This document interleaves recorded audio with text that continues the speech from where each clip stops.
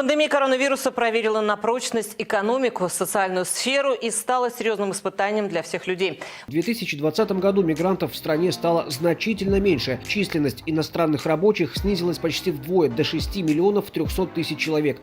Экономим даже на муке, хлебе и сахаре. Досмотрите это видео до конца, и вы узнаете, как семьи таджикских мигрантов, не уехавших в Россию, живут на грани нищеты. В этом году поток выезжающих на заработки из Таджикистана сократился из-за пандемии. Уже скоро туда можно будет отправиться чартерными рейсами, правда, пока только в некоторые области. Многие таджикистанцы предпочли в этом году вернуться на родину.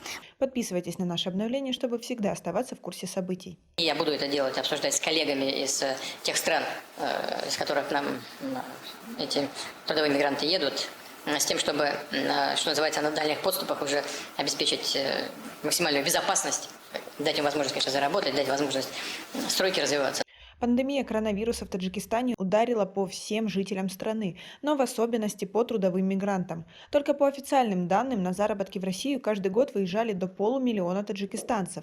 В этом году из-за закрытых границ значительная их часть была вынуждена остаться на родине. Работы в Таджикистане почти нет, и семьи мигрантов оказались на грани выживания. Они вынуждены экономить даже на самых простых продуктах. Саадат Насирова готовит на обед среднеазиатский соус по рецепту. Помимо картофеля, лука и моркови в него нужно положить еще и мясо. Но в семье Саадат его не видели с начала пандемии и закрытия границ.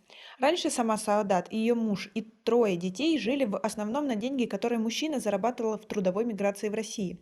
Но из-за коронавируса, из-за закрытых границ уехать на заработки не удалось.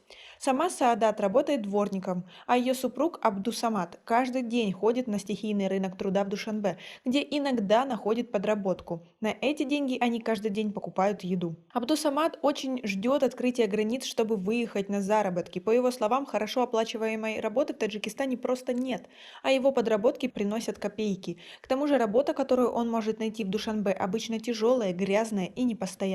А вы ждете открытия границ? Свои ответы напишите нам, пожалуйста, в комментарии. Тяжело сейчас. Что можно заработать разнорабочему на трудовом рынке, говорит Абдусамат Насиров. Работа обычно тяжелая, например, песок разгружаем на стройке или стройматериалы, а платят копейки, хватает на еду на день и все. Из-за холодов даже такой работы нет уже 3-й день. Сафарагул Нуровой в России в трудовой миграции находится 2 сына. Сейчас из-за пандемии оба сидят без работы.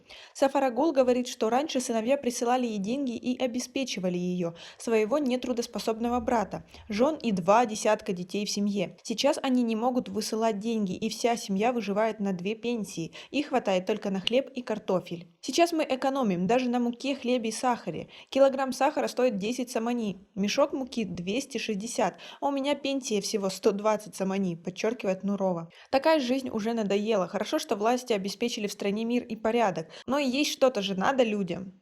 Ее сын говорит, что даже хлеб его родные сейчас не покупают, берут на рынке муку и масло и сами пекут лепешки. Так выходит куда дешевле. Согласно исследованиям Всемирного банка, более 40% семей таджикистанцев в период пандемии сократили потребление продуктов питания. Сильнее всего пострадали семьи трудовых мигрантов. По мнению аналитиков банка, в стране стоит ждать роста общего уровня бедности.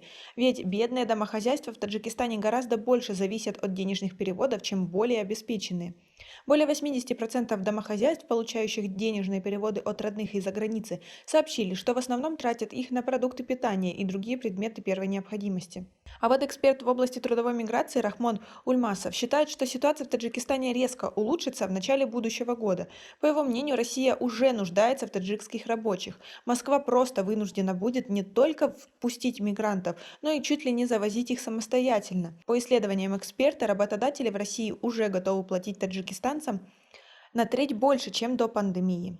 10% ВВП России создается за счет мигрантов. Из них 1 или 2% за счет таджикских трудовых мигрантов, подчеркивает Рахмон Ульмасов, доктор экономических наук.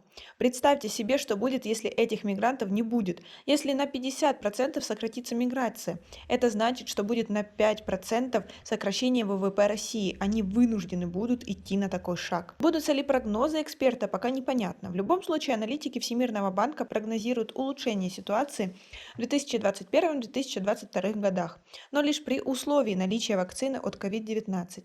И даже при таком оптимальном прогнозе, что делать семьям весь этот год? Как вы считаете? Напишите нам, пожалуйста, в комментарии. И как у вас обстоят дела. А на этом у нас все. Цените наше видео подпиской и лайком. До скорой встречи.